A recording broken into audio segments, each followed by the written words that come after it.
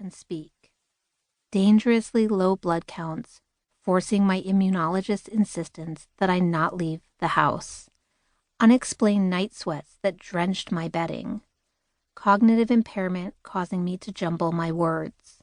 Joints so painful and swollen that lowering myself to the toilet or rolling over in bed put too much pressure on my hips and was impossible to do alone.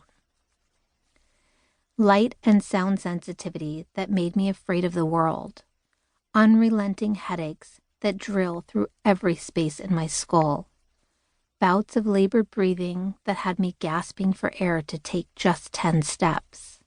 Patches of skin so sensitive that it felt as if I were being dragged across asphalt naked. And debilitating, painful menstrual cycles triggering dangerously heavy bleeding. No organ or system of my being has been spared. The intensity of my symptoms has ebbed and flowed, altered by slight relief from treatments and sometimes inflamed by them. They have risen and fallen as tides, knocking me over and stealing my breath, or sometimes in their gentle mercy, lapping against me with only mediocre force. But always their presence is an undertow, a more subdued reminder that it is never safe to take my eyes off the unsteady shore, off my defenseless body.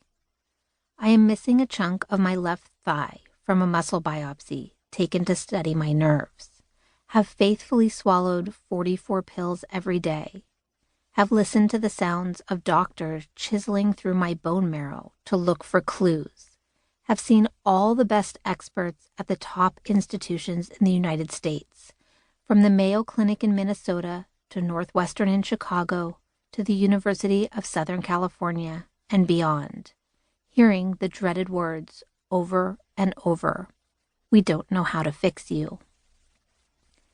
I have suffered through experimental IV medications, rigorous physical therapy, almost 100 hyperbaric oxygen treatments, self-administered daily antibiotic injections, countless medications, far-reaching alternative approaches, and life-threatening side effects worse than the original symptoms.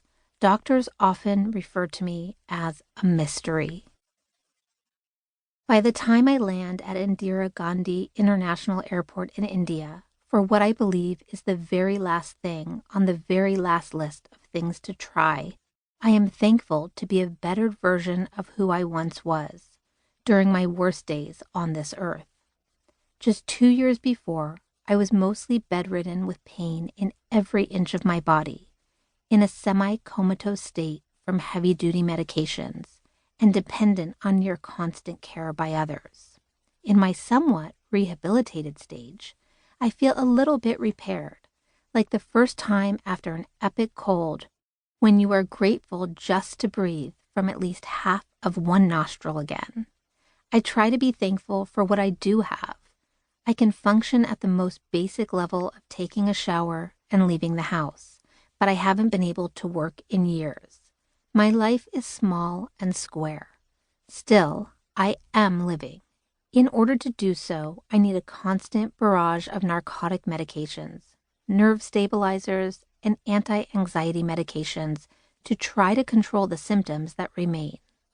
Excruciating systemic nerve pain, paralyzing fatigue, a broken immune system, heart complications, and the weight of an illness that feels heavier than my whole body.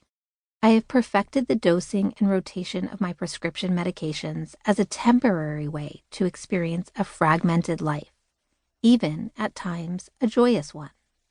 I try to convince myself that where I am now is good enough. I keep my eyes glued on the bright side, that I am walking, talking, and driving again, that I live on my own, and that, even though things are not perfect, I am better than where I've been before. But the real truth is that I'm still a mother-freaking mess. Although looking at me, you might not know anything has ever been or is still so seriously wrong. I style my wild curly hair every single day. I paint on my makeup, and I fake being semi-normal in the very best way I can. Inside the places that no one knows.